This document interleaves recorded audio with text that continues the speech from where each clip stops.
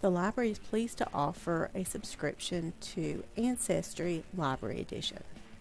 You can start your genealogical research from our library's front page.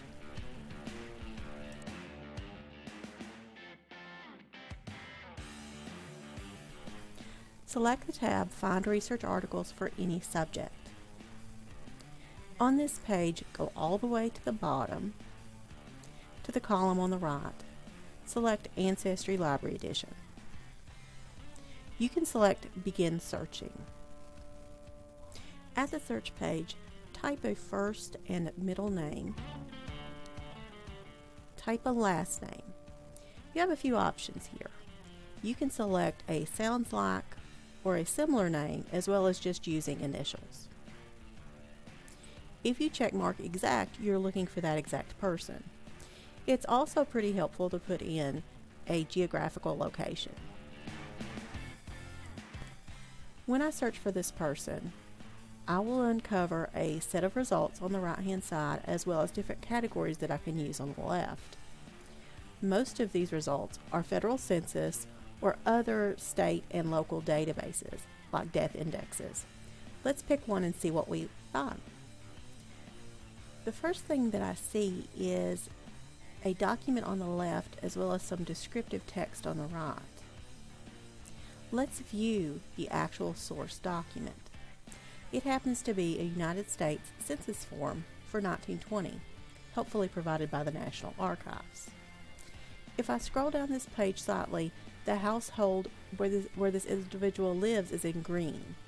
The head of the household has his name, his race, as well as his age and his state of origin. The second person, his wife, is listed here with her sex, race, and age as well. Similarly, all of his siblings are listed in the green rows where the household lives. The person I'm looking at is actually in yellow. His relationship to the head of the household is that he is this man's son. At the age of this census, he was 5 years old. You see that the census form has multiple columns, all of them relating to each person recorded on the census. For example, the head of this household had a father whose birthplace was in England. His mother was born in Pennsylvania, whereas the mother of the household had a mother and father from Kentucky. The head of the household is also a butcher. The individual is 5 years old and has no occupation.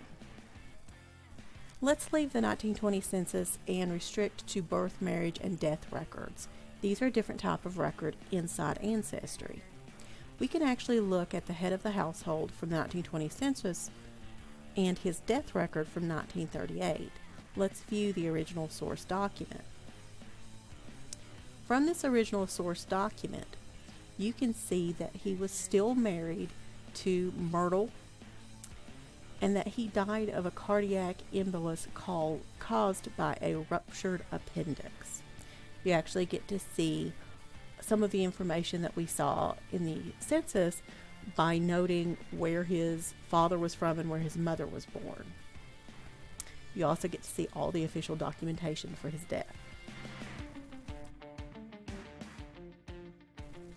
When we go back and look at the document again, you'll notice that Ancestry actually puts a source citation for each of its original documents. You can actually see where this documentation comes from. Ancestry also offers charts and forms for genealogical research. You can download them and use them for your own family research. The library really hopes that you enjoy using Ancestry Library Edition. If you have any questions about using it, please contact us.